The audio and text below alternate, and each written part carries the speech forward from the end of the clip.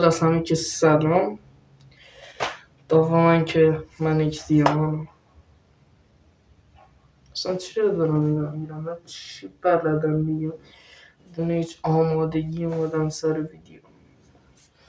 آقا ما یه ویدیوی تو چنل مستر بیست دیدیم. یه ویدیوی گذاشته بود، نمیدونم نوشته بود من 10 سال پیش یا نمیدونم من 10 سال قبل این ویدیو رو گرفتم، با خودم گفتم که 10 سال بعد این ویدیو رو آپلود میکنم ببینم چه پیشرفتایی کردم. ولی من چون خیلی گوشادم با خودم گفتم که ما ویدیو رو میگیریم آپلودش میکنم، چون من تا ماه دیگه معلوم نیست این گوشی سالم نیست، ویدیوشو دارم توش ندارم.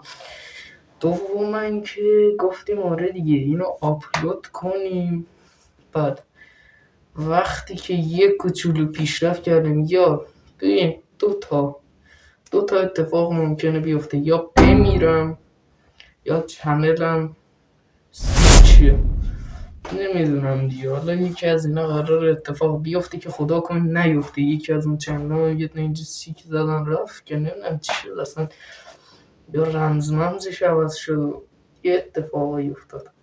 این ویدیو رو میگیرم میذارمش تو چنلم. 14 سالم.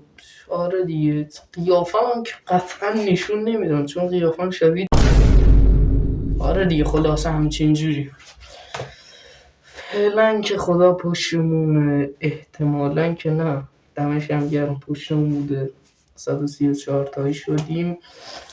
یه گوشی ردمی 12 دارم، الان دارم باش ویدیو میگیرم. شاید کیفیت بد باشه شاید خوب باشه نمیدونم. آره دیگه اینجا سکتونی پیسی ندارم، هیچی ندارم دیگه. خلاصه با همین یه دونه گوشی امیدوارم که ایشالله تا 20 حداقل نمیرم، بتونم ببینم چه گوی خوردم، مثلا ببینیم چی شده. بالاترین ویوم هم که ماشاءالله 2K200 بوده. انشالله که پیشرفت خواهیم کرد. فیس ریویل هم حالا بخوای اون دیگه یکم دیگه رفتیم بالاتر، بالا بالا بالا بالا، اونجا شاید یه تصمیمایی بگیریم. آره دیگه 14 سالمه، 8م. این ویدیو رو تو 10م فکر کنم با ببینم یا 9م. دیگه تا 8م خوندیم، ریاضی هم بلد نیستم، خب تا 10م دیگه. بعد آره دیگه اینجور چیزا و نمیرم، فقط دیگه بمونیم ببینیم چی شده. من که طرفدار درس نیستم. معلممون والا برگشته به ما میگه درس نخونی بدبخت میشین. تا الان 40 سال درس خوندی چی شد اینا؟ مثلا یه پراید مدل 60 داره، هیچ بگیم دیگه، حرفی واسه گفتن نمیمونه. خدافز.